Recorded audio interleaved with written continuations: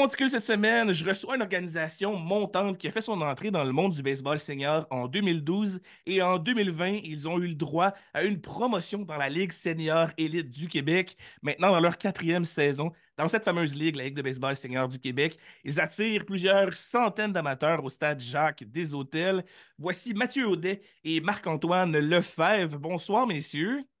Bonsoir, bonsoir. Oui, puis la promotion est réelle depuis que Marc-Antoine Lefebvre va jouer notre équipe comme joueur aussi. Là, on est vraiment une équipe élite maintenant. Et exactement, est-ce que vous pouvez me dire vos postes spécifiques, comme on peut commencer avec toi, Mathieu, quel est ton poste, ton implication dans l'équipe? Aujourd'hui, tu sais, je joue encore. J'achève comme joueur, mais je joue encore. Au commencement, j'étais plutôt soit au deuxième but, au troisième but. J'ai été au champ-centre aussi quand j'étais plus jeune. Puis là, je suis rendu au premier but. Fait que quand on est rendu au premier but, c'est qu'on achève. Puis je m'occupe de la portion administrative, sinon, tu sais, à la présidence de l'OBNL. Puis j'ai délégué toute la portion baseball depuis 2 ans là, depuis qu'on a fait le saut dans le senior élite. Fait que mon rôle est surtout administratif maintenant. Et pour toi, Marc-Antoine? Yes, moi présentement, je joue à l'ARECO, mais je me promène un petit peu dans l'avant-champ comme joueur. Puis sinon, je suis assistant au directeur général Sam Gilbert, qui est le directeur général, je suis son assistant. Je m'occupe surtout du repêchage des joueurs juniors. J'assiste aussi les échanges avec Sam, mais ouais, ça ressemble à ça. Et moi, le questionnement qui me pique la curiosité le plus, parce que quand tu regardes à travers toutes les années, il y a eu plusieurs équipes seniors à Drummondville. Il y a eu plusieurs équipes qui ont fait un certain temps, qui ont pour garder une certaine longévité. Comment le Broc a été créé? Quel était l'objectif du départ quand on a dit on ramène une équipe senior et on va créer quelque chose avec ça? Euh, J'avais terminé mon stage junior, puis je pense qu'il y a 2 années où j'étais junior, où j'avais participé à au moins une vingtaine de matchs dans le senior élite, dans le temps des défunts Dodgers. Puis à un certain moment, j'étais plus à Drummondville pour les études. Je revenais à Drummondville. J'étais allé à un AGA des Dodgers. Il y avait Silvio Fréchette qui était là avec moi, qui est une icône à Drummondville du baseball. Moi, puis les gens de l'exécutif de l'AGA, puis Manon Salva, qui est décédée aujourd'hui, qui est une grande bénévole du baseball drummondvillois, elle a dit le baseball à Drummondville, c'est terminé, à moins qu'il y ait quelqu'un d'assez fou dans la salle, tu sais, pour reprendre ça. Puis j'avais levé la main à cette époque-là, puis c'était pas tant pour qu'il y ait du baseball senior, mais je me disais, le baseball senior, ça peut être une belle vitrine pour l'essor du baseball à Drummondville, parce qu'à ce moment-là, pour faire court, là, c'était du baseball rural, tu sais, Little League, c'est rien contre le Little League, mais on n'était plus dans le baseball Québec, il n'y avait plus de deux, plus de trois, pas de sport-études, pas de quoi que ce soit. À Sherbrooke, par exemple, avec ton père, justement, tu sais, il était ailleurs, il était dans le Baseball Québec, dans le sport-études. À Drummondville, il y avait plus ça. Fait que je me suis dit, bon, le club senior, ça va être un nouveau départ pour le baseball à Drummondville. C'est comme ça que ça s'est fait. Et quel défi t'attendais au départ quand tu as voulu partir le Brock? Qu'est-ce qui était le plan de match que tu avais à ce moment-là? Ou qu'est-ce qui te faisait face puis tu disais, OK, là, on a une coupe de murs à passer avant d'atteindre un certain niveau et de se diriger peut-être à ce qu'on a maintenant aujourd'hui? Tu sais, je vais faire preuve, mettons, d'humilité dans le sens où aujourd'hui, là, je suis super bien entouré à la présidence. Là, on a des gens d'affaires proches de l'équipe, tu sais, des gars comme Marco, des jeunes joueurs dans l'équipe qui s'impliquent au niveau baseball, mais aussi comme joueurs. Fait que, tu sais, tout roule bien, puis avec les expertises de tout le monde, c'est là qu'on est plus fort, puis tout ça. Au début, là, convaincre des gens, mettons, de participer à une organisation de baseball, là, c'était plus ardu. Fait que j'enseignais dans ce temps-là, puis donc l'été, tu sais, j'avais un peu plus de temps. Fait que j'arrivais, là, on jouait le match à 8 heures. Moi, j'arrivais au terrain, mettons, à 1 heure, puis je montais le système de son, j'installais les flags, tu sais, j'avais aucun bénévole. Il y avait ma mère à l'entrée qui pognait les 5 piastres des gens pour qu'on puisse tu sais, payer des balles, puis payer les arbitres, là. Il y avait peut-être 35 personnes dans les estrades, puis fait qu'au début, là, ça a été plutôt ardu de monter l'équipe administrative, puis professionnaliser, si on veut, là, tu sais, on est du baseball amateur, mais professionnaliser l'organisation. Tu sais. Puis aujourd'hui, on est complètement ailleurs par rapport à ça. Mais au début, ça a été ça le défi. Et justement, au niveau des joueurs, à ces débuts-là, De quelle manière tu as réussi à aller chercher des joueurs qui seraient prêts à embarquer dans le Brock et des coachs surtout qui seraient prêts à être le coach de l'équipe? Parce que à un début comme ça, tu disais tantôt que les gens avaient un peu, en certains mots, lâché prise sur l'avenir du baseball, mais toi, tu as eu le goût de partir avec ça. Comment tu as réussi à Yes. convaincre les gens de suivre ton mouvement avec le Brock? Euh, la première année, là, ça a été un défi pour moi quand même parce que je coachais l'équipe, je jouais aussi, mais ça a été un défi parce que je coachais des gars plus vieux que moi. Fait que j'ai appris beaucoup de choses, tu sais, mais je me suis entouré rapidement de bons vétérans, puis je les avais mis rapidement comme partie prenante pour faire l'alignement, pour faire des choix. Mais la première année, là, je m'en souviens encore, mais j'ai une mémoire bizarre, là, Marco me connaît, mais on avait fini avec 12 victoires, 2 défaites à domicile, puis on avait fini avec 2 victoires, 12 défaites à l'extérieur. Classique équipe de baseball senior où on était comme 15 à domicile ou 16 à domicile, puis 8,5 à l'extérieur, là. Fait que je me suis dit, c'est pas vrai que ça va être ça l'identité du Brock puis de l'équipe à Drummondville. Puis cette identité-là, aujourd'hui, elle perdure, tu sais. Fait qu'il y a eu un gros ménage qui a été fait. Puis on a amené les gars, j'ai fait beaucoup d'appels d'anciens joueurs ou de joueurs, tu sais, qui allaient avoir l'équipe à cœur. Puis c'est là où on a bâti une équipe, tu sais. Puis j'ai jamais eu peur, puis on n'a jamais eu peur, puis c'est encore le cas aujourd'hui, de faire place à des jeunes. Puis j'étais allé à une pratique un moment donné au stade Jacques des Hôtels, c'était Nicolas Gilbert qui coachait ça. Puis il y avait beaucoup de jeunes joueurs juniors qui sortaient de cette année-là, dont Sam Gilbert, tu sais. Puis c'est vraiment là, je pense qu'on a pris un tournant côté baseball sur le terrain. Puis après ça, on s'est mis à dominer les ligues 2B dans la Rive-Sud. Après ça, on a dominé la Ligue 2B dans la Ligue de Québec. Fait on n'avait pas le choix de faire le saut dans l'élite rendu là. Et justement, ce saut-là dans l'élite, de quelle manière t'as appris que c'était une possibilité? Puis c'était quoi les challenges que tu avais à ce moment-là pour réussir à faire le transfert vers la Ligue élite? Parce qu'il devait y avoir certaines restrictions ou certaines demandes que la Ligue voulait que l'équipe respecte quand il rentrait dans cette ligue-là. Au commencement, là, tu voyais que les équipes, ils nous laissaient pas de lousse, là. Fait que ça a été, avant qu'on fasse le saut, ça a été quasiment un 2, 3 ans de négociation. Tu sais, puis d'ailleurs, là, il y avait Xavier Tremblay, tu sais, je pense en fait, pas je pense, il avait fini 27 victoires, 0 défaites avec nous dans le 2B au cours des années. Puis c'était un lanceur très dominant, puis il appartenait à Shawinigan. C'était le lanceur numéro 1 pour les Cascades. Puis ça a été quasiment ça, le 2 ans de négociation. Puis finalement, on a eu un choix de plus au repêchage de première ronde. Puis ce choix-là, ça a été Marco Lefebvre, tu sais. Fait que les défis, tu sais, étaient réels. C'est une ligue qui est forte. Peut-être, Marco, tu peux aborder les défis actuels aussi, tu sais, en termes de ligue, en termes de compétition. Ah ben, c'est sûr que comment ça fonctionne, c'est que les équipes ils ont leur liste de 30 joueurs. Donc, il y a des joueurs qui jouaient avec le Brock, mais qui appartenaient à des équipes dans la LBMQ. Donc là, le défi, c'était justement en rentrant dans la ligue, comment je peux avoir, comment que le Brock peut avoir ses joueurs en appartenant à d'autres équipes. Fait que pour rentrer dans la ligue en partant, c'est un gros défi.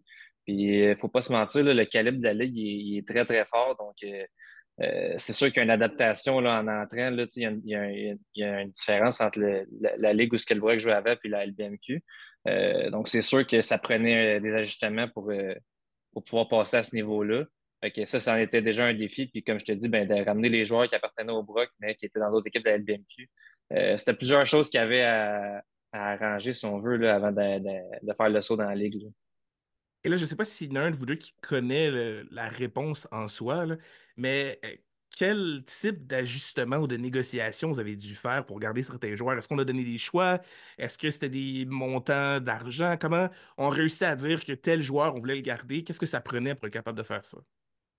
Euh, Ça a pris, mettons, là, moi, je dois donner le crédit à Sam Gilbert là-dessus. Moi, j'avais le goût comme administrateur de se faire le saut dans la ligue plus vite que ça. Puis Sam m'a ramené sur terre un peu en me disant, là, Matt, tu sais, négocie plus que ça. Puis il retourne au bat, là, genre, c'est pas assez, c'est pas assez, c'est pas assez. Sam, c'est une qualité qu'il a, là.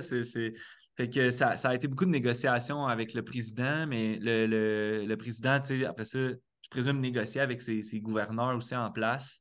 Fait que ces choix-là, ça a été négocié. Michael Sgorzalski, tu sais, qui avait dominé la Ligue à une certaine époque, tu sais, avait frappé au-dessus de 500 avec quasiment 10 circuits, puis lancé, etc. Il appartenait à Victo, ça avait été compliqué ça aussi. Il y avait des choix là-dedans. Mais au final, on s'en est quand même bien sorti, mais ça a été une négociation ardue avec les autres gouverneurs là, pour notre entrée. Ça n'a pas été facile. Il y a eu le draft d'expansion où on a pu aller chercher quelques joueurs. Il a fallu négocier ça aussi. Fait que ça n'a pas été facile, mais au moins, comme je dis, le choix, là, c'est pas parce qu'il est là, mais le choix additionnel qui avait été un top 5 de Marco Lefebvre, ça nous donne vraiment un jeune qui va être là qui est dans le centre de notre alignement, qui joue à l'haricot pour les 10-15 prochaines années. Ça change la face de notre équipe. Fait que ça a été un gros gain. Là. Et pour réussir à aider les gens qui peut-être vont découvrir la Ligue senior élite du Québec, on a quand même des gens là-dedans qui, en fait, vous allez peut-être pouvoir corriger ma Non. façon de voir. Là. C'est pas tous des gens qui vont pouvoir. Est-ce que c'est des gens qui vivent seulement du baseball ou les gens travaillent aussi entre-temps? Est-ce qu'on a deux jobs, donc on fait le baseball et on a une job supplémentaire? Ça va comme c'était ma prochaine question. Non, dans le fond, c'est ça, la LBMQ, c'est vraiment une ligue amateur. Donc, les joueurs sont pas payés. C'est vraiment tous des joueurs qui travaillent, tu sais, qui travaillent à temps plein, puis que le baseball, c'est. Dans le fond, c'est une ligue pour le plaisir, mais extrêmement compétitive, là, si je peux me permettre. Là. Dans le fond, les gars, ils jouent parce qu'ils veulent jouer, parce qu'ils aiment ça, pas pour l'argent. Mais c'est le calibre qui est vraiment relevé. C'est là aussi la difficulté pour les équipes ou en expansion, c'est que tu sais, les gars, c'est des joueurs seniors, là. C'est 23 ans et plus. Fait que de plus en plus, ça commence, on a des familles, on a des jobs à temps plein. Fait que c'est sûr que le gars qui habite à 2 heures d'une ville qui a une équipe, ben, c'est quand même peu probable que le joueur aille jouer là. Fait que c'est sûr que, mettons, à l'expansion, justement, ben, si tu repêches un gars je sais pas, nous, on est à Drummondville, tu repêches un gars de Saint-Jérôme, mais tu sais, c'est quand même peu probable, excuse-moi, qu'ils viennent jouer. Fait que c'est sûr que c'est un autre enjeu, là, quand tu arrives dans la ligue, il faut que tu aies des bases solides parce que le draft d'expansion, c'est une chose, mais c'est difficile d'attirer des joueurs qui sont vraiment loin de ce que tu joues, là. Hmm. Et ce qui amène un peu mon questionnement étant à ce moment-là, comment on réussissait à garder peut-être une forme pour les joueurs? Parce que naturellement, vous ne feriez sûrement pas comme certains niveaux de jeu où on peut avoir des pratiques régulières parce que les joueurs vivent tous à un certain rayon qui est normal. Là, parce que comme tu le dis, si un joueur qui est à Saint-Jérôme, il ne descendra pas pour une pratique un mardi soir de 1 heure. Va falloir que ça vaille la peine de descendre. Comment on réussit à garder un peu de synchronisation avec les joueurs? Parce que je veux pas c'est pas dans un réchauffement qu'on réussit à avoir la plus grande synchronisation. Quand on fait un scrimmage, on a un peu plus de chance dans une pratique de travailler certaines choses. Fait que c'était quoi le truc pour réussir à rester le plus cohérent tout le monde ensemble dû au fait que l'éloignement qui jouait dans tout ça?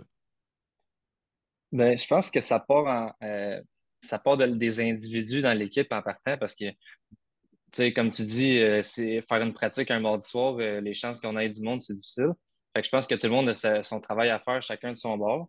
Mais ça part vraiment, comme je t'ai dit, de l'investissement du joueur. Là, tu sais, la personne qui. Tu sais, il y en a là, qui sont capables de jouer cette game dans l'été puis être à leur niveau au maximum. Moi, mettons, personnellement, c'est impossible que ça arrive. Fait que la plupart des gars, je pense que c'est ça si tu te prépares par toi-même, puis tu sais, quand tu t'investis avec l'équipe, ben, ça implique d'aller pratiquer, ça implique de faire un peu de route. Fait qu'on on vise pas mal des gars qui vont être là 90% des matchs pour nous autres, plus qu'aller chercher un gars peut-être qui va venir 3 games dans l'été. Hmm. Et dans les accommodations qu'on offre aux joueurs qui peuvent vivre à une certaine distance, je prends un exemple juste pour mettre une mise en contexte. Dans le junior élite, les voyageurs, souvent, ils ont un appartement pour les joueurs qui vont habiter dans une certaine distance. Est-ce que le Brock offre certains services similaires à des joueurs qui habitent à une certaine distance, qui doivent faire du chemin régulièrement? Ou est-ce qu'on a quelque chose pour essayer de les accommoder que ce soit plus facile à ce qu'ils veulent venir jouer à Drummondville?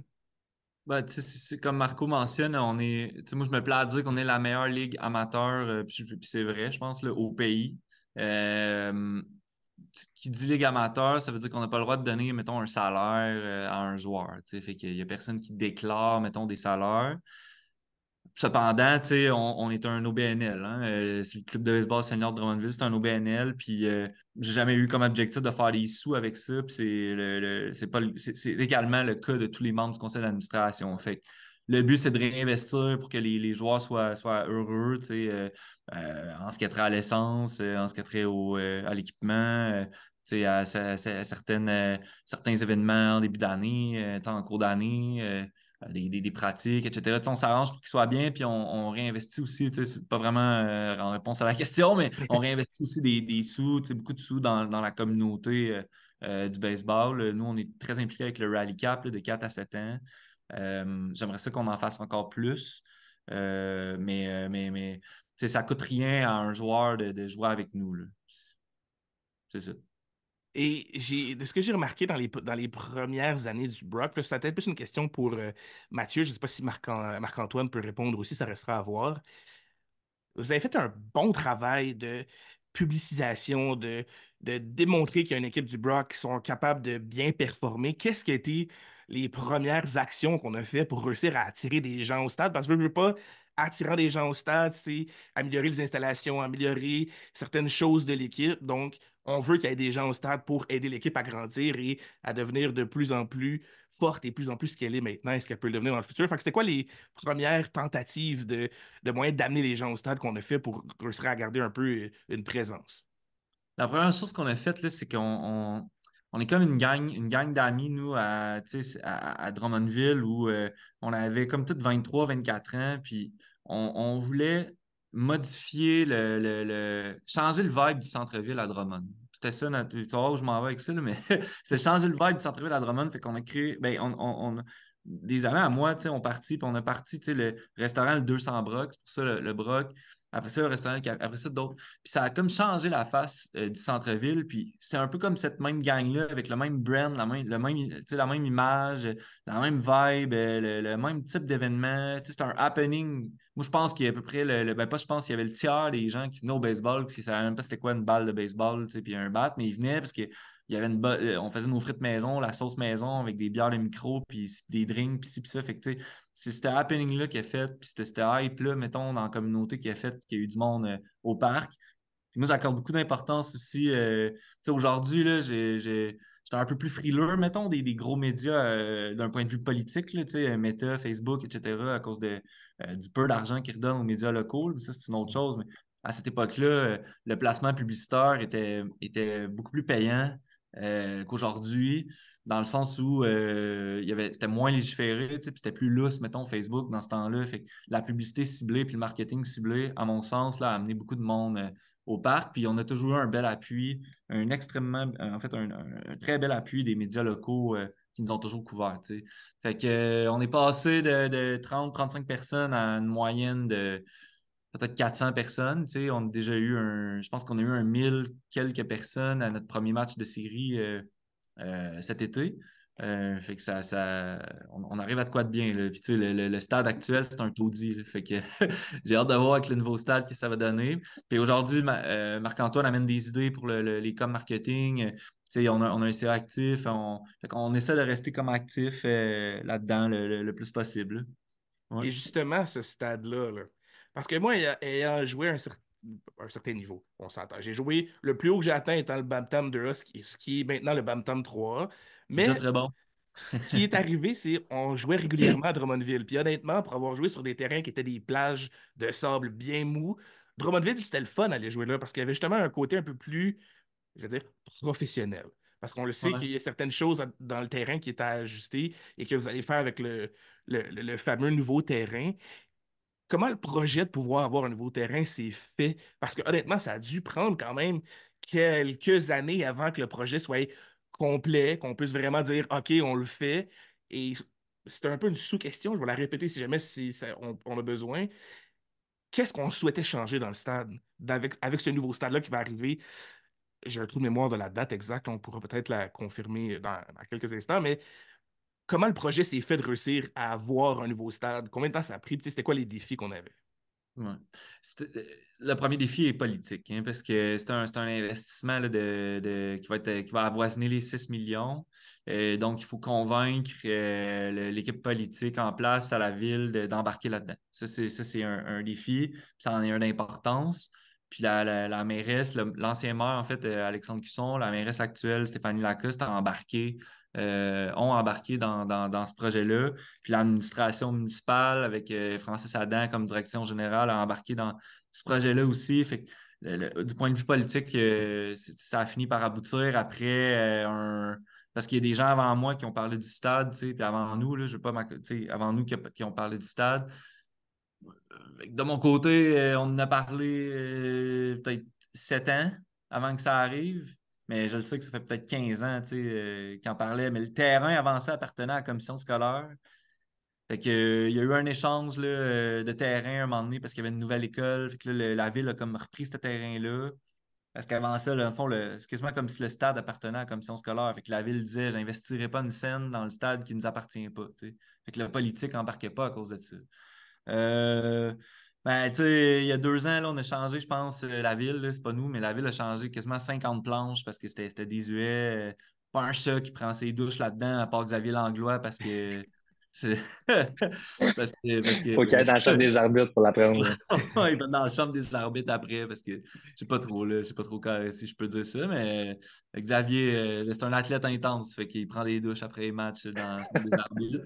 Mais tu sais, il est complètement fini ce stade-là. Mais le terrain en soi, tu sais, tout le temps eu une belle attention qui était accordée, puis c'est vrai que c'était cher, puis c'est vrai que c'était un stade quand même bien, mais tu sais, où on est rendu avec les joueurs japonais qui arrivent, les joueurs internationaux, des jeunes vedettes comme Marc-Antoine qui arrivent dans le club, tu sais, c'était plus suffisant pour vrai pour faire ce qu'on voulait. C'était rendu quasiment dangereux pour les spectateurs. Ben, c'est ça, comme je disais, tu sais, ça a toujours été un stade qui était le fun à aller jouer parce que justement, il y avait un Ouais. côté sharp, mais c'est vrai que quand tu regardais les estrades, quand tu regardais tout le contour, il y avait certaines choses qui étaient à ajuster. Mais justement, dans ces choses-là à ajuster, est-ce qu'on a le droit de le mentionner? Est-ce qu'on peut mentionner un Ah ouais. peu qu'est-ce qui va être amélioré qu'on peut s'attendre pour le prochain stade? Ben, ça va être bref.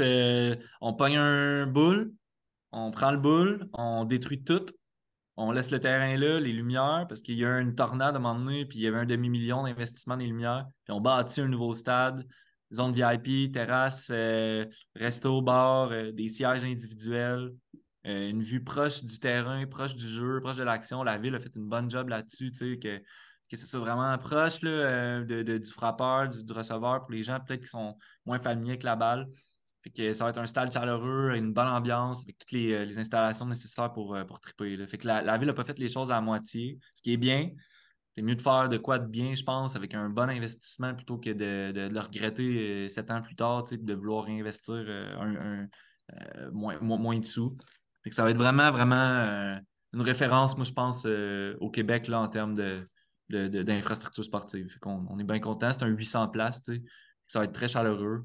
Vraiment, vraiment hâte de jouer là. Ça va être en 20, tu sais, tu poses la question ça a été long avant que même nous, on le sache, mais il y a tu sais, dans les détails, là, il y a des frais hivernaux d'à peu près 400 000 de plus si le stade se faisait cet hiver, qu'on aurait pu jouer cet été. Fait que, tu sais, c'est un 400 000 de moins pour le confort pour les spectateurs. Qu'on a préféré, l'année prochaine, on va probablement jouer la moitié des matchs à Acton, l'autre moitié à Victo. Fait qu'on va être comme Marco disait, tu sais, il amenait cette idée-là un peu de Brock on the road, là, ou tu sais, le Brock sur la route. Fait qu'on on va être comme ça, mais en même temps, je le sais que nos partisans vont suivre à Acton ou à Victo pour cet été-là en vue sachant que le nouveau stade arrive. Fait que ça va être été 2025 ou peut-être les séries 2024 au stade.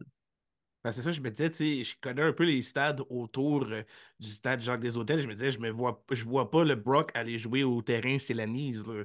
Tu sais, ça ferait un beau concours de coups de circuit à chaque match, là. Fait que c'est Acton et Victo, tu me disais.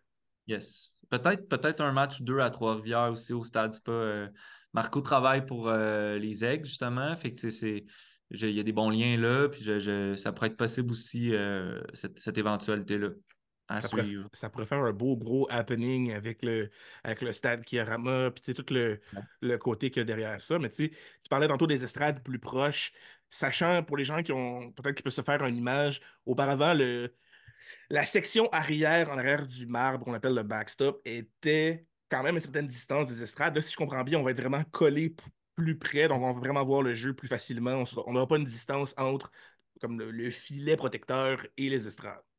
Ouais, Ben, Marco, tu sais, n'hésite pas, mais c'était déjà quand même assez proche. Sauf que, tu sais, en même temps, la vue était pas terrible parce que c'était comme bas. Fait que c'était pas. Fait que, ouais, tu sais, t'as raison, ça va être plus optimal en termes de vision puis en termes d'ambiance pour le jeu, là. Ouais. Et là, c'est un questionnement juste parce que, honnêtement, je ne sais pas si c'est la même chose pour beaucoup des amateurs de baseball, mais quand on parle de bullpen, souvent, ce qui était beau à voir, c'était des bullpens vraiment comme pas, pas renfermés, mais tu sais, vous êtes déjà venu au stade Richard Desmeules à Jonquière. Ouais. Les bullpens sont comme un peu plus mis à l'extérieur du terrain, ils sont pas nécessairement dans les lignes de fausses balles. J'ai un trou de mémoire là, à Drummondville, comment il est placé. Est-ce qu'on va garder les bullpens de la même façon qu'ils étaient? Est-ce qu'on va changer l'endroit des bullpens pour le prochain stade? Euh, je pense qu'ils vont les fermer un petit peu plus. Genre, tu sais, là, sont vraiment comme à air ouvert, si on veut, là. Puis c'est comme, on dirait que en fait, tu sais, t'as même du monde. T'avais, mettons, Chicara ou Rio qui faisaient leur réchauffement. Puis t'avais comme, en fait, c'est quand même nice en même temps, mais t'avais comme 80 personnes qui étaient genre à 2 mètres de Chicara puis qui checkaient lancer, tu sais, mais il y avait comme aucune intimité, là. Fait que je pense qu'ils réaménagent ça un petit peu, mais c'est pas là que l'investissement est beaucoup pour le confort du spectateur, en gros, là. Mais je sais qu'il y a quelques améliorations de ce côté-là. Mais il n'y a pas tant de sous qui est investi sur le terrain, sauf qu'il va y avoir une cure de rajeunissement là, au grand plaisir des joueurs d'infield, surtout du middle, là. C'était dû, là, mettons. Fait que, on est bien content de ça. Alright, mais c'est bon à savoir qu'il y a des ajustements qui vont se faire au stade, surtout pour le confort des gens, parce que honnêtement, là, on va parler un peu plus de marketing ou communication. Je ne sais pas si c'est toi, Marc-Antoine, qui s'occupe exemple, de la page Instagram du Brock, parce que c'est ce que je regarde en ce moment, là. Et honnêtement, un travail incroyable qui a été fait par la personne qui s'occupe des communications. Tu peux me confirmer si c'est toi, Marc-Antoine. Je prendrai pas le crédit. Tout le crédit revient à Mathieu de ce côté-là. Ah, c'est toi qui s'en occupe? Ben, honnêtement, wow! J'adore comment c'est fait. Ça donne le goût d'aller voir les matchs. Quand tu regardes comment les choses sont la publicité derrière le visuel qui est fait. Honnêtement, pour un fan de baseball, moi, si j'étais à distance de Drummondville, j'irais régulièrement. Là. Le fait que je suis au Saguenay, c'est un peu plus difficile de pouvoir aller voir des games du Brock régulièrement. Là, mais honnêtement, comment l'idée de mettre un peu plus de visuel pour les gens, pour qu'ils aient le goût de venir au stade, comment toutes ces idées-là sont arrivées? Ouais, vas-y, Marco. Tu sais, parce que Marco m'inspire beaucoup, m'amène beaucoup d'idées aussi comme. Vas-y, Marco. Je suis chaud Ah que tu peux ben, la ouais. Ben, je pense que tu sais, faut toujours, mettons dans le marketing, surtout le marketing sportif, veux pas, faut que tu regardes un peu ce que les autres font. Puis là, nous, on, est un petit- on, tu sais, on se cachera pas, on est à plus petite échelle, mais je pense que de regarder ce que les équipes professionnelles font, ça peut juste être bon pour nous puis l'amener à notre niveau. Fait qu'on l'a un peu mis à notre image en les vendre nos événements, justement que les joueurs, que les partisans connaissent nos joueurs, tu sais, des photos, tout ça, c'est toujours le fun. Puis je pense que ça a amené un peu un vent de renouveau aussi dans la ligue, là. Les médias sociaux sont pris beaucoup plus au sérieux. Puis je pense que toutes les équipes font un meilleur travail aujourd'hui aussi d'attirer des partisans, d'avoir une belle image de la ligue en général. Fait que je pense vraiment que c'est justement là, en regardant, mettons, ce que les équipes professionnelles font, mais ça permet de voir de quelle façon eux y attirent des partisans. Fait que je pense que ça s'applique facilement à notre équipe senior aussi, là. Puis tu sais, ça a tout le temps été comme less is best un peu, là, dans le sens où on produit de quoi, on va essayer de le faire de qualité le plus possible. Puis il y a tout le temps eu des plans de cas. Tu sais, souvent, là, moi, je pense là, que les gens négligent la stratégie derrière les communications. Tu sais, puis il y a tout le temps eu un plan de communication, surtout dans les débuts, là moins parce que ça roule mieux, mais au début, là, tu sais, c'était. OK, tu as des objectifs de com, tel public cible, tu as des stratégies, on va faire tel moyen pour telle stratégie, puis on avait un échéancier de com, puis tu sais, on était comme très à cheval sur notre stratégie avec des budgets rattachés. Puis après ça, on mesurait l'impact que ces stratégies-là avaient. Là, on le fait moins parce que le stade, tu sais, était plein, puis bon, tu sais, à un moment donné, ça, c'est important, tu sais, puis moi, ça m'a toujours, tu sais, puis je vais en profiter, là, je veux pas paraître d'un vieux aigri, mais je vieillis, fait que, tu sais, moi, ça m'a toujours comme impressionné. J'avais pris beaucoup comme exemple les Blue Sox à Tedford il y a comme 7 8 ans, là. Je peux prendre en exemple le propriétaire, puis ça, on peut le garder, mais dans ce cas, on ne le coupe pas au montage, mais j'avais pris plus en exemple l'organisation. Puis, tu sais, cette organisation-là avait tout le temps été sharp comme dans leurs réseaux sociaux, dans leur façon d'amener certaines nouvelles. Puis moi, ça me fait tout le temps rire en disant comme ah ouais, mais tu sais, on sait bien, tu sais, c'est en région, ah ouais, mais tu sais, on sait bien là-bas, tu sais. Ah, attends, là, tu sais, ça peut se faire, moi, je pense, partout. Il faut juste comme cible bien tes publics, puis que soient impliqués dans la communauté aussi, puis que les gens sentent qu'ils vont là, tu sais, pas juste comme pour ah, tu sais, c'est une gang de gars qui se sacent bien de la communauté puis des jeunes. Puis, tu sais, on a donné des pratiques à tous les jeunes. Il n'y a pas un meilleur moyen de communication que ça. On invite des jeunes aux avant-matchs. Il n'y a pas un meilleur moyen de communication que ça. Tu sais, c'est des relations publiques aussi. Fait que, bref, j'arrête là, mais c'est du temps. C'est du temps. Si tu veux des gens au parc, tu mets du temps. Tu mets du temps, tu t'impliques, puis ça va fonctionner. Ben, honnêtement, là, c'est le meilleur moyen de garder un sentiment d'appartenance puis de donner le goût aux générations futures de se présenter. Tu sais, je me souviens, étant plus jeune, de voir les joueurs plus vieux que moi faire des belles performances, de voir les. Tu sais, dans le temps que mon père coachait MJ 3, je voyais les jeunes, tu sais, j'étais un jeune d'à peu près une dizaine d'années, puis je rêvais, moi, de jouer pour MJ 3. Fait que, tu sais, si on recrée la même chose avec le Brock en disant les jeunes vont aspirer à atteindre un jour à jouer pour le Brock, c'est le meilleur moyen de garder les gens à se présenter au stade et même pour les autres.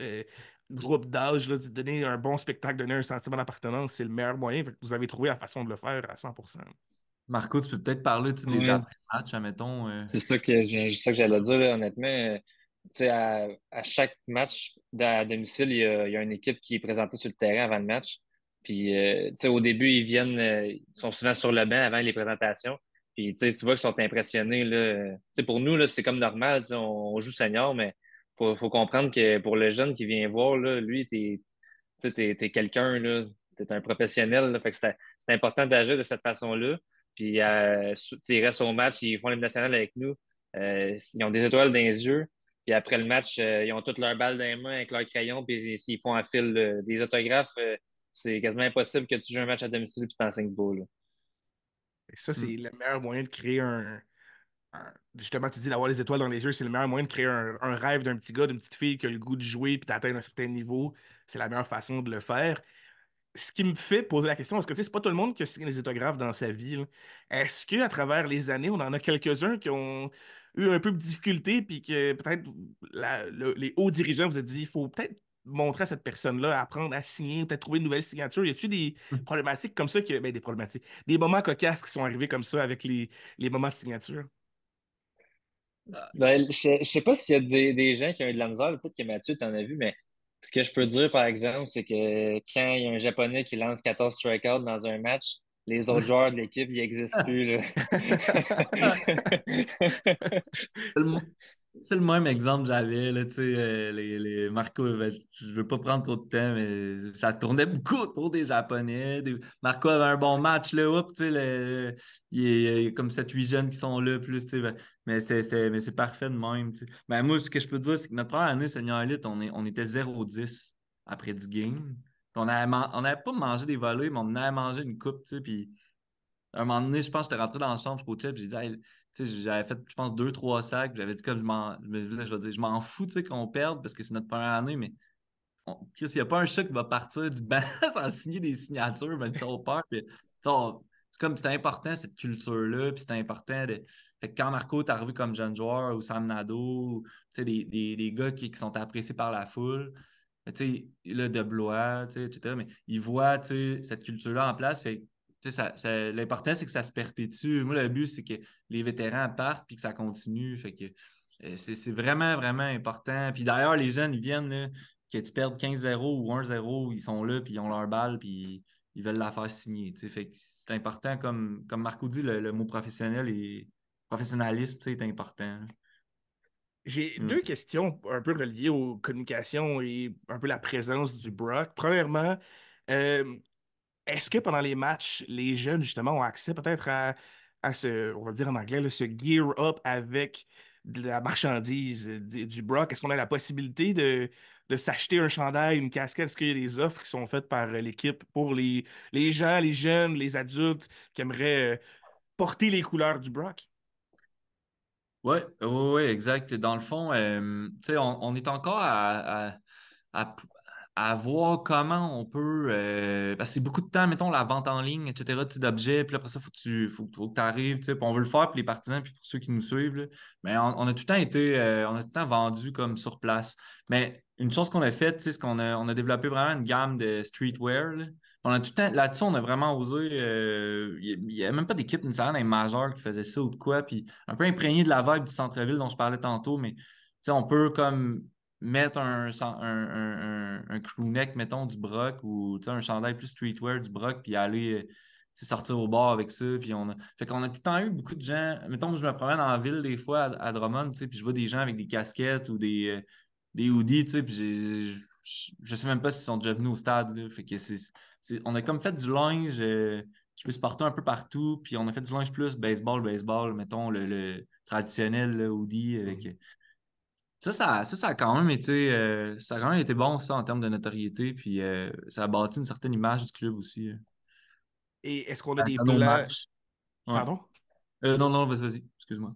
Ce que je me demandais, c'est est-ce qu'on a des nouveautés qui arrivent pour la saison 2024? Est-ce que, sans nécessairement tout divulguer, est-ce qu'il y a des petites choses peut-être qu'on ajoute à ce linge-là ou à des trucs promotionnels pour le Brock? Euh, 2024, mettons, ça va être une année plus tranquille parce qu'on va être sur la route, tu sais. Fait que là, ça se peut, moi, ça serait notre genre, je dis moi, mais ça serait notre genre, ça serait le genre, Marco, de faire un genre probablement de brand, tu sais, sur la route, on the road, là, il y a tout quoi qu'on peut faire avec ça pour que les gens, tu sais, aillent rock comme leur Audi, puis comme eux autres aussi sont sur la route, finalement, tu sais, puis fait, il y a tout quoi à faire là-dessus, personnellement, tu sais, je vais l'amener au CA, mais personnellement, j'aimerais bien ça un nouvel uniforme pour le nouveau stade, complètement une nouvelle gamme de vêtements, complètement. Fait que c'est beaucoup dans 2 ans qu'on va renouveler ça, tu sais, puis qu'on va relancer comme toute une nouvelle gamme de trucs. Tu sais, là, faut comme être prudent un peu dans ce qu'on va faire, étant donné qu'on est sur la route, là. Et du côté peut-être plus marketing slash communication, les deux, vous allez pouvoir répondre à ce niveau-là. Est-ce que il y a un plan peut-être de crise, je dirais, soit un podcast, soit des types de vidéos pour faire connaître les joueurs, surtout du fait que vous avez des joueurs internationaux maintenant. Est-ce qu'il y a des plans de faire certaines choses comme ça pour permettre aux gens sans nécessairement connaître, de voir la performance de ces joueurs-là, mais d'apprendre à connaître c'est quoi leur histoire un peu qui leur ont permis d'arriver pour jouer pour le Brock? Vidéo, c'est une possibilité. Euh, c'est juste qu'il faut aller plus loin. Il faut pousser un peu les recherches, ça prend quelqu'un, ça prend un certain budget pour le faire. Mais c'est sûr que c'est une idée qui nous intéresse. Là, on avait déjà fait, ben, Mathieu avait fait venir le line-up en l'été 2022. Puis ça avait été vraiment bon. Là, c'est le fun justement d'apprendre un peu à connaître le joueur. C'est drôle, c'est le fun. Fait que c'est sûr que c'est super bon. Fait que c'est à voir là, effectivement dans les prochaines années, mais ça pourrait vraiment être intéressant. Shout-out à Olivier Jubinville qui fait un travail exceptionnel. Je l'ai déjà eu au podcast et je suis fortement ce qu'il fait. Il fait vraiment un travail incroyable. Donc, allez voir ce qu'il fait là, sur ses réseaux sociaux. Je fais une blog parce qu'on s'entend super bien. On a discuté ensemble à quelques reprises. Là. Il fait vraiment un travail, on va le dire en bon giron du jeune Québécois. Il fait un travail insane. Il fait vraiment un beau travail. Fait qu'allez voir ce qu'il fait. Et moi, j'ai une question justement à ces joueurs internationaux-là. Là, c'est le questionnement que j'ai hâte. Je pense que j'attends depuis une semaine de pouvoir poser la question parce que je suis curieux. Comment avez-vous réussi à rentrer en contact avec quelqu'un du Japon qui vous a permis de potentiellement avoir quelqu'un qui va venir jouer et ce qui a été, j'ai leur nom ici, là, je vais réussir à les prononcer comme il faut. Bonne chance. Rio, Rio et Shikara qui sont venus jouer Yes. au, euh, au stade de Drummondville. Comment ça s'est fait? Je suis vraiment curieux de savoir. C'est tout qu'un travail quand même, là. Ouais, ben dans le fond, tu sais, moi, je ferais jamais un aussi bon travail que Marco, Sam, tu sais, Matadan aussi qui coach, tu sais, c'est des gars impliqués dans la balle à 100%. Fait que, sérieusement, mettons, là, tu sais, puis moi, je suis quelqu'un qui aime avoir la main un peu dans tout, mais je fais vraiment confiance, puis je délègue beaucoup, sauf que, tu sais, je suis comme, j'aime tout le temps ça être informé, mais côté baseball, là, genre, j'ai 100% confiance en le team, mais comme au move, en leur vision, je suis même pas sur 2 ans, sur 3 ans, tu sais, j'ai tellement confiance. Je me suis gardé un dossier, c'est les joueurs internationaux. Mais Marco m'aide aussi, il a fait des entrevues avec moi, avec les Japonais. C'était quand même cocasse. Mais Mais en gros, là, c'est des contacts qu'on a pu développer avec le temps un peu partout dans le monde. Moi, Billy Germain, qui avait joué pour nous, qui avait joué dans Ligue Frontière, qui avait joué en Australie aussi, puis qui joue professionnel en Allemagne, il nous a aidés, dans le fond, pour un des joueurs japonais qui avait côtoyé en Australie. Fait qu'il a pu glisser un mot. Shikara, c'est quelqu'un, dans le fond, qui s'appelle Jimmy Jensen, qui m'en a parlé un peu. C'est un bon lanceur. Il a été cité par MLB. C'est un gars qui est beaucoup dans le baseball comme international aussi. Fait que c'est un contact qui m'en a parlé. Dans le fond, Rio et Shikara, là, ils se connaissaient à peine, tu sais, un peu, mais c'est pas comme Shikara qui a parlé de Rio ou Rio qui a parlé de Shikara. Ça a comme juste à donner. Puis moi, je m'étais dit, genre, ça serait vraiment nice de repêcher au Japon. Ils venaient de gagner comme la série mondiale. Puis c'est sûr qu'il y a de quoi à faire. Puis ce qui nous a aidé, c'est le lien qu'on a avec les aigles. Marco, comme je disais, est beaucoup impliqué dans les aigles. Puis notre joueur Larico qu'on a recruté au Texas, on a beaucoup de gars, Connor Angel, il a joué dans le pro, il a joué dans les collèges. Marco a eu une aventure dans les collèges. Xavier, on a gros des gars qui sont allés aux États-Unis aussi. Sgorzelski vient de New York. Il y a Chris Salamida qui a lancé pour les Astros, à peu près 900 manches des mineurs. Fait que le but, c'est vraiment de développer ce réseau de contacts-là, puis ça nous amène des joueurs. Mais au final, ce qui nous a aidé beaucoup, c'est beaucoup, beaucoup, je dis beaucoup plein de fois, mais c'est Tyler qui était dans les Aigles. Tyler Clark Chaparelli, qui était du Texas à la Rico, c'est un bon joueur défensif. C'est un bon fit pour les Aigles. Il est bien fait dans la Ligue Frontière d'ailleurs. Une bonne moyenne au bat. Il n'a pas fait d'erreur ou presque pas. Il a bien joué. Ça a été un bon rôle, je pense, pour les Aigles dans la Frontière. Puis le fait là, que les joueurs du Broc, là c'est Rio qui a signé avec les Capitales. Shikara, si c'était pas de son âge, j'aurais probablement signé avec les Aigles. Fait que ces joueurs-là qui graduent vers le niveau professionnel, là, ça nous. Là, il y a plein de joueurs japonais qui commencent à nous contacter, plein de joueurs un peu partout dans le monde qui disaient hey, c'est peut-être ma porte d'entrée pour aller chez les pros. Là.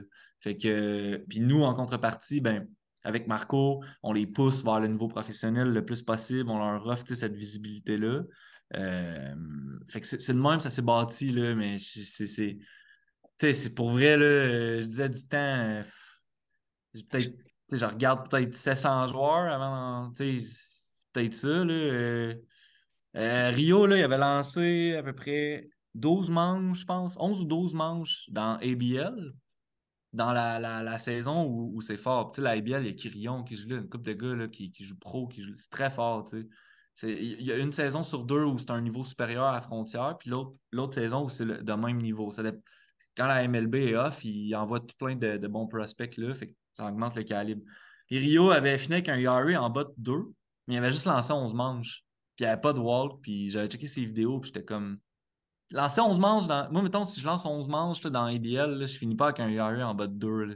Je finis avec un ERA qui probablement qui fait erreur sur la calculatrice. Là, tu comprends? Fait que, même si tu lances 11 manches, je me dis, c'est sûr qu'il y avait de quoi ce gars-là. Je commence à checker ses stats au Japon, puis il offre le lien avec l'équipe, l'entrevue avec Marco, Shikara aussi, etc. Fait que c'est vraiment ça qui fait qu'ils viennent. Fait que là, le Brock, là, bien humblement, est connu dans la sphère du baseball amateur, puis comme professionnel à un certain niveau, là, pas dans les filiales, mais les gens savent que s'ils participent à une année dans le Brock, ils ont une shot pour le pro après.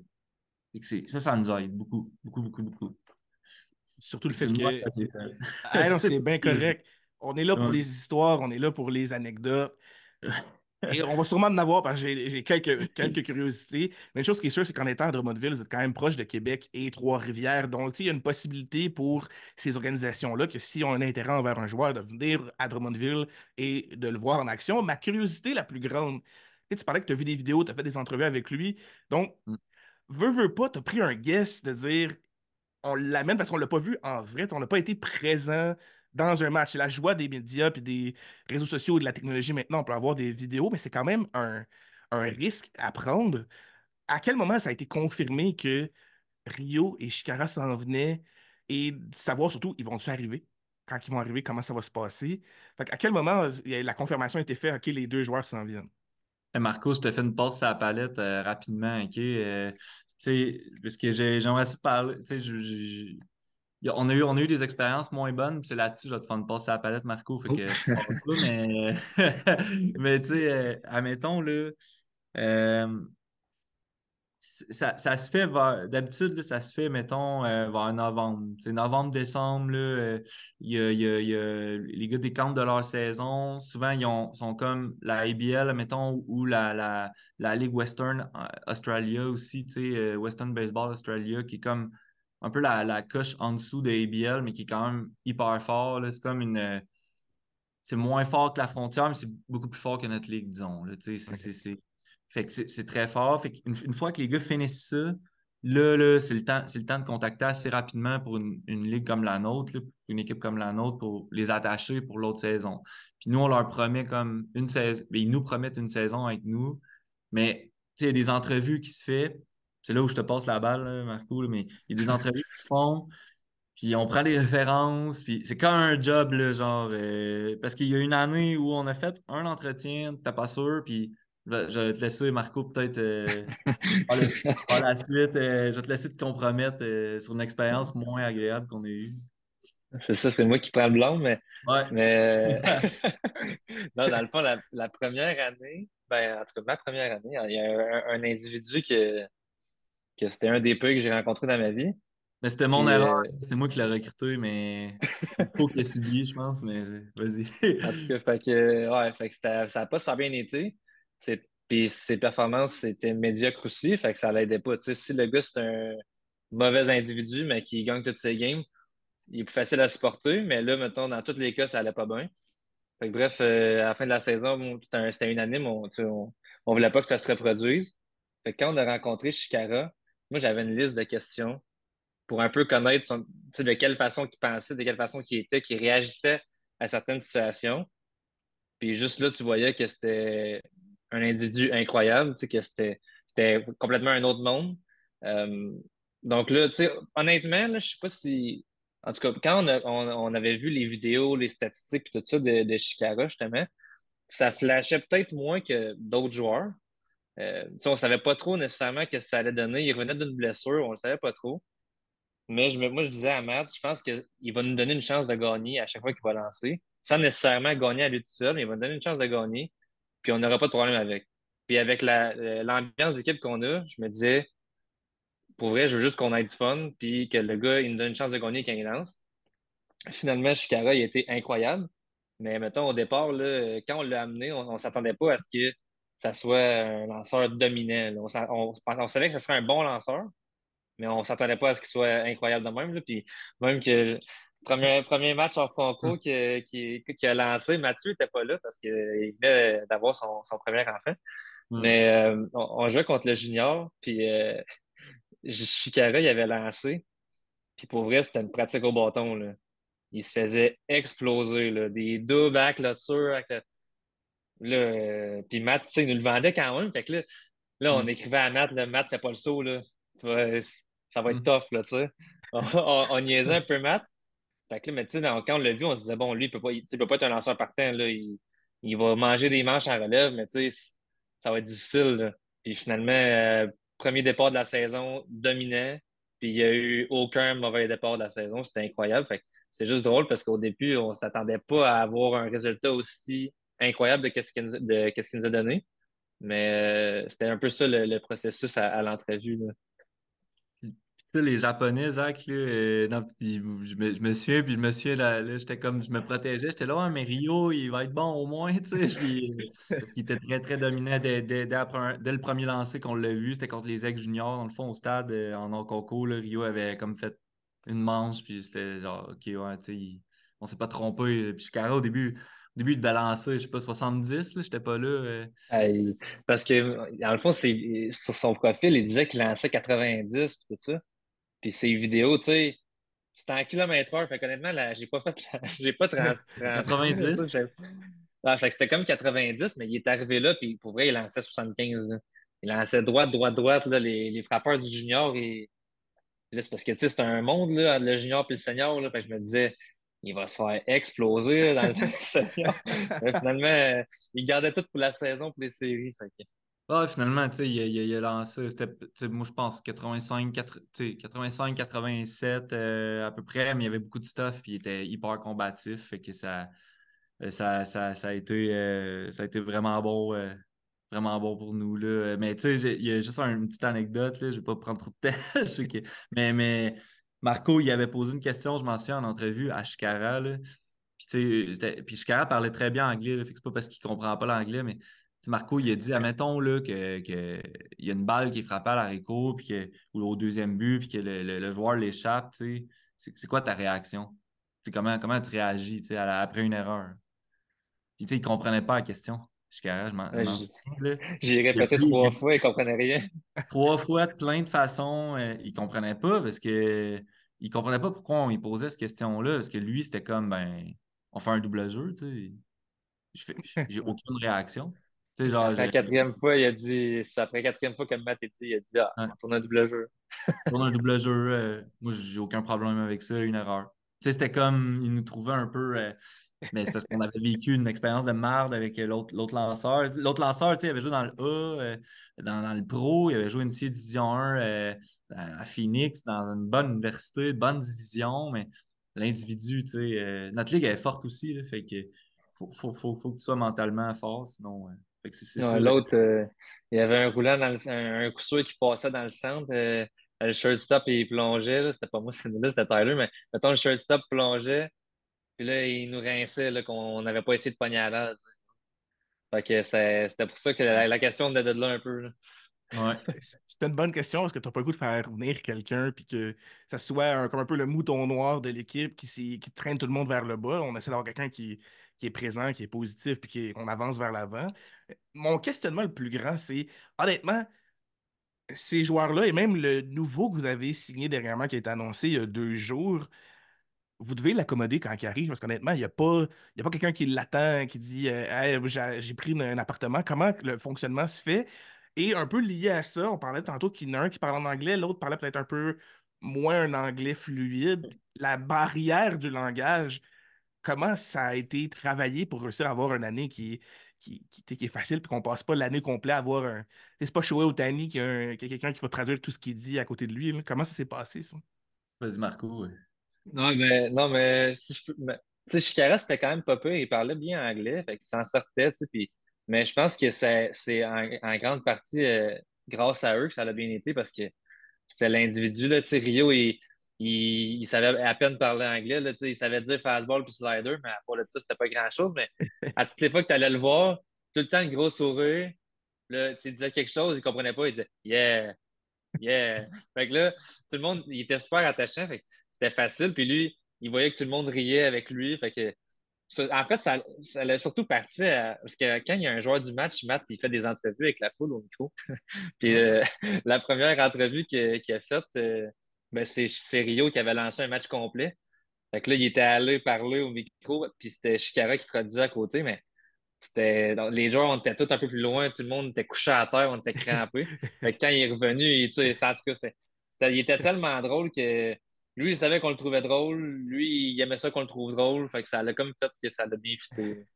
Rio, tu sais, après cette entrevue-là, il avait fini avec merci beaucoup, tu sais, puis là, la foule. Puis là, il y a comme Matadan, il nous a demandé de faire ça. Il y a comme un petit coach qu'on a de joueur du match, mettons. Puis que là, Rio, il avait mis le coach, puis il faisait des pauses. Tu sais, fait que les gens, non, non, t'as raison, Marco.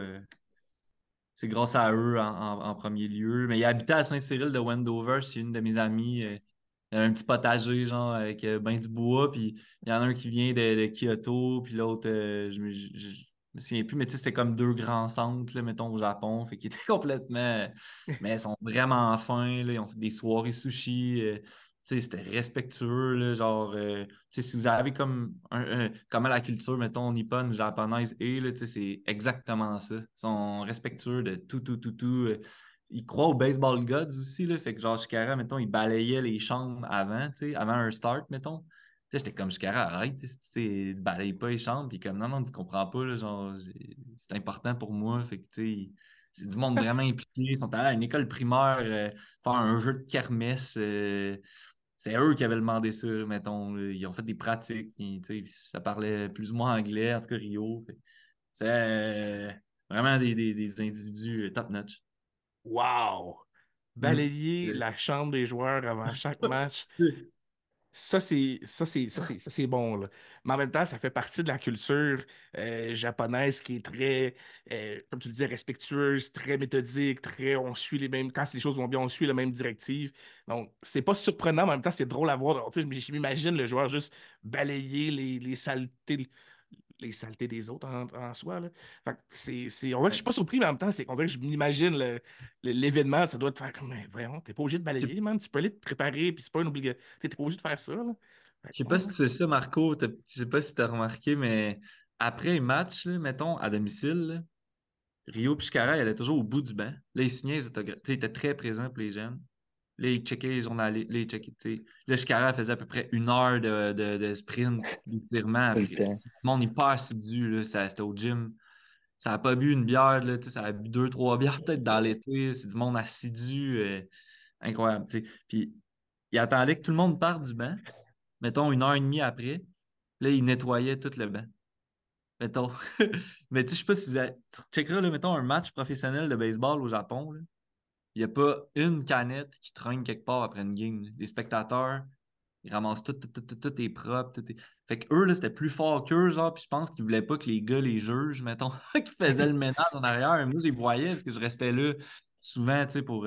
Puis des fois, je jasais, je sais pas qui. Puis là, j'ai checké, puis ils ramassaient comme une bouteille de Gatorade à la fois, tu sais, pour faire le ménage. C'est comme plus fort qu'eux, là. C'était assez Non, impressionnant. mais tu viens de me rappeler, là, ça me fait penser. Après, après les games, quand on prenait une bière, mettons, on en donnait tout le temps une à Rio puis Chicara, mais tu sais, on ne checkait pas, mais ils apprenaient clairement pas. Fait qu'on on leur donnait tout le temps une bière. Fait que quand on est arrivé au party d'équipe, les deux sont arrivés genre avec un sac de sport, là.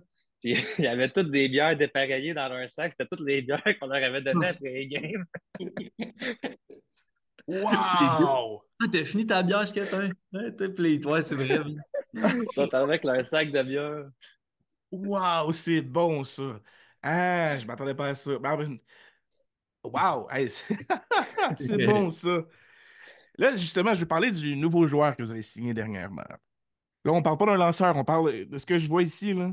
Ah, Ouais. excuse-moi, on parle d'un frappeur de puissance et un lanceur de 24 ans qui se Mm. nomme Wataru Kuma- Kumagai. Ouais, Kumagai, ouais, Kumagai. C'est Wata. Il a dit qu'on pouvait l'appeler Wata. Wow. Ouais. OK. Puis, est-ce que c'est un joueur qui est similaire à lui, à Rio et Shikara qu'on avait l'année dernière? Qu'est-ce qui le différencie qu'on allait le chercher cette année? C'est un Japonais bleaché. Fait qu'en partant, ça part bien. Il est 5 pieds 11, 227 livres. Il deadlift genre 5 plates chaque barre. Il squat, je sais pas combien de plates. C'est une machine. C'est un frappeur gaucher. Puis si ma mémoire est bonne, là, je pense dans la Ligue d'Australie, mettons, il y a eu, mettons, je pense que c'est 103 à te battre. Puis il a fini avec, je pense, 17 strikeouts. Tu sais. Fait qu'il y a peu de retraits sur des prises. C'est un frappeur gaucher. Fait qu'il se fera pas battre par les sliders des droitiers. Comme l'année passée, Varga il a fini comme avec notre joueur américain, il a fini avec comme 20 26, 25 ou 26 strikeouts dans son année. Tu sais. Fait on voulait quelqu'un qui met la balle en jeu. Puis il a fini avec 7 circuits dans la Ligue d'Australie. C'est parce qu'il est receveur aussi. Fait que quand Xavier Langlois pitch, il va pouvoir, tu sais, si c'est le choix de l'entraîneur, il va pouvoir catcher. Fait que c'est le receveur qui finit avec le plus de circuits dans la ligue. Puis il y a des circuits à 400 pieds, etc. là. C'est ça, il lance de la papillon, il lance de la slider, il a une rapide à 80, 88, 89. Fait que tu sais, c'est un athlète dominant. Puis lui, son but, là, Marco, tu sais, mais son but, lui, c'est de faire une année dans le Broc, puis après ça, de jouer dans les aigles. C'est ça qu'il veut. C'est ça il vient pour ça. Fait que là, il est en République dominicaine pour 1 mois où il s'entraîne. Il est parti de l'Australie pour aller là. Il va faire un tournoi avec une équipe du Japon, je sais pas trop là, une équipe comme All-Star du Japon. Puis là, il est en République dominicaine, puis là, il s'entraîne là, puis là, il m'envoie des trucs là-bas, puis on jase, là, puis mais je pense qu'il va être très extraverti pour un Japonais, mettons. Il a l'air, là. Tu sais, il a pas l'air la langue dans sa poche. Il a l'air d'avoir du caractère, puis tout, fait que tant mieux, tu sais. Et est-ce que c'est peut-être un moyen publicitaire que vous pouvez utiliser. Si c'est une personne extravertie, ça peut être quelqu'un qui n'a pas peur d'aller vers les médias, être un peu plus présent que la foule. C'est quelque chose que vous avez en tête de dire, on va peut-être lui offrir ces opportunités-là de parler avec les gens, puis ça peut peut-être créer une curiosité. Est-ce qu'il y a quelque chose qui peut se faire avec ça? Est-ce que c'est quelque chose qu'on a pensé? Ouais, puis ils aiment ça, les joueurs japonais, parce que ça les. Tu sais, ils prennent très bien la pression, en tout cas, je pense, là. Puis ils aiment ça parce que ça leur donne une visibilité pour le baseball, tu sais. Puis eux, c'est comme, ils jouent au baseball, là. Tu sais, puis je parlais, mettons, à Rio, puis à Shikara, c'est la même chose, mais Shikara, c'était peu, mais tu sais, ça a été dur à annoncer à leur famille au Japon qu'ils allaient jouer au baseball, mettons, là. Tu sais, c'est comme. C'est un peu quasiment un désaveu, mettons, pour la famille de dire je vais jouer au baseball professionnel, c'est ça. Puis fait que, ça, mettons, là, Zach, là, t'avais un des Japonais à ton podcast, là, eux autres, là, ils vont dire non, mais moi, je vais jouer pour les Yankees de New York, là. Mettons, tu jases à Chicara ou à Rio, là, ils vont te répondre ça, mais ils riront pas, là. Tu sais, si moi je dis ça, tu sais, on va rire, puis ça va comme être bien drôle. Eux, c'est genre, c'est ça, là. Fait qu'ils ont ça en tête. Fait que Wataru, lui, il a ça en tête. Fait qu'il, lui, c'est comme Brock, Aigle, filiale, filière, je sais pas trop, là, A, puis là, je vais jouer dans les Yankees. C'est ça son parcours, mettons. Fait que là, eux, là, sont dédiés à 1000% pour ça. C'est vraiment spécial, là, mais tu sais, ben, c'est pas spécial, c'est sans jugement, mais c'est vraiment ça, c'est toute leur vie, c'est le baseball, mettons. Fait que j'ai bien hâte de voir là, ce que ça va donner. Ben, c'est une mentalité vraiment complètement différente que nous, on peut avoir au Québec souvent. Il va y en avoir qui vont l'avoir, cette mentalité-là, un peu de je sais que je vais me rendre à cette étape-là, mais on n'a pas peut-être pas la même dédication envers cet objectif-là. Souvent, ceux qui l'ont, c'est des Abraham Taureau, des Édouard Julien qui vont se rendre à ce niveau-là parce qu'ils tu sais, ils pensent qu'à ça. Fait que de voir ça, c'est assez intéressant. Puis honnêtement, ça serait curieux quand même d'avoir une discussion avec lui. Là. Je sais pas si c'est quelque chose qui peut se faire. Es-tu fluent en anglais? C'est-tu quelque chose que... Ben oui, il viendrait. Honnêtement, je Je suis serais sûr. curieux.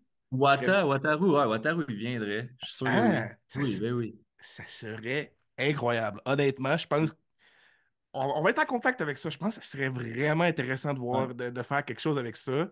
Euh, Ah, puis j'ai le- oublié, mais j'aimerais ça qu'on fasse un genre de Wata on the road, là. Ou Wata Road, je sais pas trop comment on pourrait appeler ça encore, mais puis là, genre, tu le check dans le sort à l'eau dépanneur, puis là, genre, il est comme un japonais bleaché au dépanneur qui achète un sac de chips, là, ben, ils mangeront pas de chips, mais genre, ils achètent de quoi de santé, justement, puis là, c'est drôle, puis les gens, ils le voient, genre, Wata Road, puis là, comme, fait que tu vois le japonais un peu partout au Québec qui se promène, là, vu que c'est Brock on the Road, ou je sais pas, on va essayer comme de faire de quoi avec ça, mais c'est pas encore, là. On va je dis, brainstormer. je dis ça, je dis rien, là. Puis je vais preacher pour la paroisse de mon ami Oli. Vous pourriez peut-être Ouais, revoir avec le line-up parce que il a fait des contenus mic'd up avec des joueurs. Il a fait des suivis ouais, dont on suit un joueur. Fait que je suis peut-être en train de faire une publicité involontaire pour le line-up, mais honnêtement, rien n'est impossible. Moi, je me tout dis à fait. toujours, si tu rêves pour les étoiles, si tu rêves pour le ciel, tu vas tomber dans les étoiles. Tu sais, tu Ouais, peux rêver grand, puis mener quelque chose qui va ressembler à ce que tu as pensé. tout à fait. Mes questionnements qui vont pas mal terminer notre discussion de ce soir parce que je ne veux pas vous tenir toute la soirée non plus avec nos discussions. C'est surtout sur le côté échange. Dans la dernière année, vous avez fait quand même un échange assez important. Je vais juste trouver mon information que j'avais trouvée. C'est justement l'acquisition de Xavier Langlois. Si ma mémoire est bonne, il y avait eu plusieurs choix dans les futurs repêchages qui avaient été inclus dans cet échange-là. Pourquoi Xavier? Qu'est-ce qu'on allait chercher dans l'acquisition de Xavier Langlois? Ben, premièrement, ça fait. Tu sais, on a toujours cherché un receveur parce que c'est quand même rare, là. C'est niaiseux, mais au Québec, là, c'est des receveurs, tu sais, des bons receveurs, il n'y en a pas tant que ça. C'est pour ça qu'on avait été pigé avec un joueur international l'année passée comme catcher. En partant, l'Anglo, c'est un très bon catcher.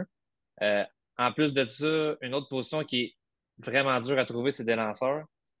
Et Xavier est lanceur aussi. Donc, en partant, on allait chercher un gars qui est un lanceur puis un catcher. Fait que ça n'avait pas de prix. En plus de ça, tu sais, il peut jouer partout en défensive. Là, il est assez polyvalent. Fait que, tu sais, ça, c'est le côté juste baseball. C'est un excellent frappeur aussi. Là, tu sais, c'est un gars qui n'a pas beaucoup de retrait au bâton. C'est toujours un retrait difficile. Mais au-delà de tout ça, c'est un des plus grands leaders que je connais. Juste par sa présence, il améliore tout le monde autour de lui.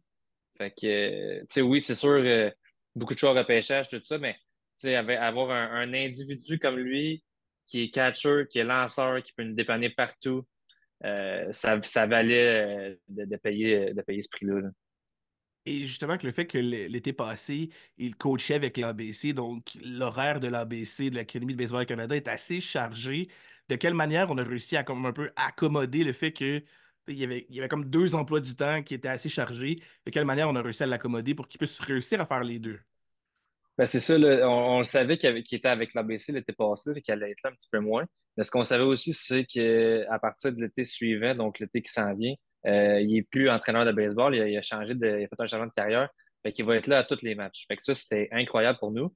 Mais pour l'année passée, c'est sûr, ben, c'est plus Matt là, qui était en constante discussion avec lui, mais on Mhm. essayait, tu sais, quand il y avait des matchs à remettre, de s'assurer qu'elle allait être là. Lui, il a aussi pris des arrangements de son bord avec les entraîneurs de l'ABC pour des fois, OK, je vais aller coacher cette date-là si tu prends ma place.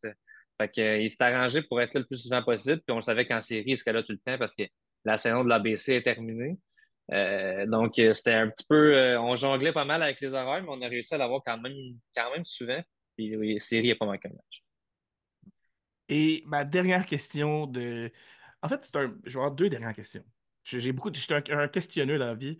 Ma première étant, est-ce qu'on planifie des grands. Qu'est-ce qu'on planifie pour le Brock l'été prochain? Qu'est-ce qu'on peut-être s'attendre? Est-ce qu'on a des échanges? Est-ce qu'on a des nouveaux concepts qui s'en viennent, qu'on peut aussi un peu teaser les gens pour l'été qui s'en vient?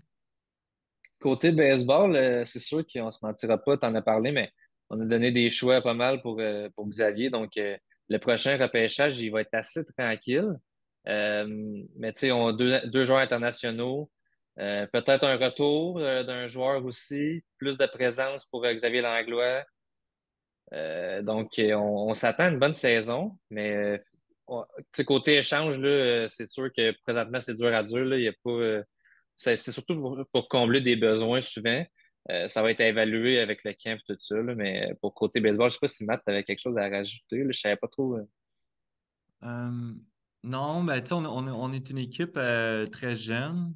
Fait que ça va être intéressant de voir ces jeunes joueurs-là, comment ils évoluent, mettons, tu sais, au sein de la ligue, puis de quelle façon ils vont s'améliorer. Tu sais, par exemple, Marc-Antoine, tu sais, il a été joueur de l'année en 2020, Marc-Antoine, toi, dans MVP Euh, dans le Junior Elite, c'était-tu 2020? ouais, 2020.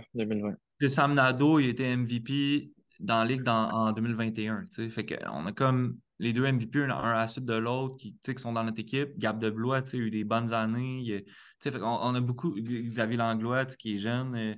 Connor. Tu sais, là, on a le Duc aussi, Xavier Leduc, qui se remet d'une opération qui devrait. On l'espère, en tout cas, tu sais, qui devrait lancer. Ben, s'il est remis, c'est sûr qu'il lance avec nous. Mais fait que, tu sais, ces jeunes joueurs-là prennent de l'expérience, voient les lanceurs, revoient les mêmes lanceurs, tu sais, se familiarisent avec le rythme du senior plus que junior. Fait que j'ai hâte de voir. Moi, je crois beaucoup en notre noyau de jeunes joueurs. Puis je pense que cette année, on peut se reprendre à partir de ça. Là. Ouais. Et ça, juste un questionnement de curiosité qui va pouvoir juste un peu mettre la table sur la Ligue senior. Est-ce que j'ai pas eu conscience l'été dernier qu'on avait des systèmes de peut-être de web diffusion, de possibilités pour les gens qui ne sont pas accessibles à venir au terrain de voir les matchs? Est-ce que c'est des choses qui s'en viennent pour les prochaines années? Est-ce que c'est quelque chose qu'on a déjà commencé un petit peu à faire, de filmer les matchs pour les gens qui ne peuvent pas nécessairement être au terrain directement? On l'avait fait pendant la COVID. On l'avait fait avec comme, tu sais, puis laisse, tu sais, moi, c'est toujours la même chose. Si on le fait, genre, on mettra pas un sel là, au top, puis fait qu'on avait comme 5 caméras, deux commentateurs, tu sais, puis on allait chercher une commandite de la ville, puis une commandite de Promutuel à l'époque, fait qu'on avait eu comme 10 000 $ pour faire ça, mais tu sais, on a investi le 10 000 $ là-dedans, fait que ça a donné de quoi de vraiment insane, là. Si vous allez sur YouTube, puis vous regardez, mettons, Brock, tu sais, Brock parti en direct, là, tu sais, vous allez voir comme la qualité est assez incroyable, mais c'est très coûteux, là, tu sais, fait que si à un moment donné, on ne sait plus quoi faire avec nos sous, tu sais, puis nos rentrées d'argent, puis on veut l'amener ailleurs, on va le refaire. Mais vraiment, l'été prochain, là, moi, je pense, tu sais, c'est un été plus tranquille côté comme marketing. Ça va être vraiment de. Je pense que Marco a un bon filon, là, tu sais, mais plus la personnalité des gars qui vont être je pense que ça va plus être misé là-dessus que le happening. Parce que là, t'es à Acton, t'es à Victo, t'es pas chez vous. Fait que faut comme tu crées, t'accentues, je pense, le sentiment d'appartenance envers les joueurs pour que le partisan parte de son domicile puis se déplace à Victo ou à Acton. Fait que l'enjeu va être là. Il va falloir comme réfléchir à ça, comment on peut amener les gens à se déplacer. Mais ouais, voilà. Et en terminant le tout, est-ce qu'on a un message qu'on voudrait envoyer aux partisans pour la prochaine été? Est-ce qu'on a quelque chose qu'on veut partager juste avant qu'on termine cette discussion ensemble? Vas-y, Marco, je vais finir. Ben non, mais je dirais, on vous oublie pas. C'est sûr que l'été 2024, c'est un gros défi là, en changement de stade puis tout ça, mais je pense que si on réussit à garder l'engouement, 2025, ça va être malade au stade. Fait que continuez de nous suivre, on est content, on apprécie votre sport.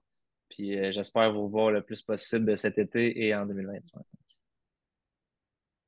Ben, j'ai rien à ajouter finalement, mais tu sais, on est chanceux de pouvoir compter sur d'aussi loyaux partisans, fidèles partisans, puis ça nous drive dans notre implication, puis dans notre temps, parce que si les partisans sont pas là, ça veut dire qu'il n'y a pas de jeunes joueurs, pas de jeunes joueuses, pas de, tu sais, fait qu'à un moment donné, ça devient absurde, genre, de faire de la pub pour du baseball, si finalement, il n'y a pas plus d'inscriptions au baseball mineur, il y a pas plus... Tu sais, ta motivation, c'est quoi?